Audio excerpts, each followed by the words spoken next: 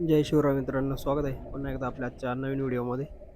आपण मागच्या व्हिडिओमध्ये पाहिलं होतं, आपण जे तणनाशक मारलं होतं ना, त्याचा आपण आज रिझल्ट पाहणार आहे की आपलं तणनाशक जे मारलं ते गवत चांगल्या प्रकारे जळालं आहे का नाही. खास करून आपण आहे ना, काँग्रेस जास्त होतं, काँग्रेससाठी आपण मारलं होतं.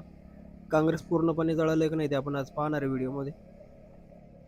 छोटासा व्हिडिओ पूर्ण बघा, म्हणजे तुमच्या पण कामात येईल की तणनाशक चांगलं आहे का नाही, तुम्हाला लक्षात येईल.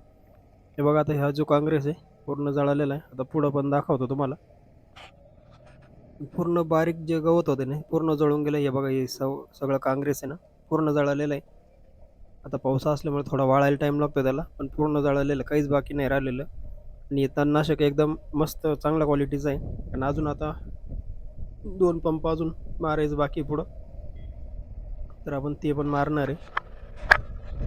पण याचा रिझल्ट एकदम चांगला आहे. याच्यात तुम्हाला काहीच मिक्स करायची गरज नाही आहे. आणि फक्त 20 लिटर पाण्यामध्ये एक पुडी तुम्हाला टाकायची. आता आपल्या इकडं अजून मारायचं आहे.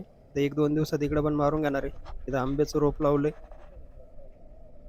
आणि आता इकडं आपल्याला अजून 2 पंप औषध मारायचं बाकी आहे. त्या दिवशी कमी पडलं होतं म्हणून राहिलं होतं. आता ते पण आपण मारून घेणार आहे.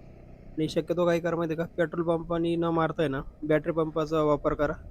बॅटरी पंपाने काय होतं, औषध कमी लागतं आणि रिझल्ट चांगला भेटतो तणनाशकासाठी. स्लोप स्प्रे चालू राहतो, त्याच्यामुळं पूर्ण गवत इथं जळतं आपलं.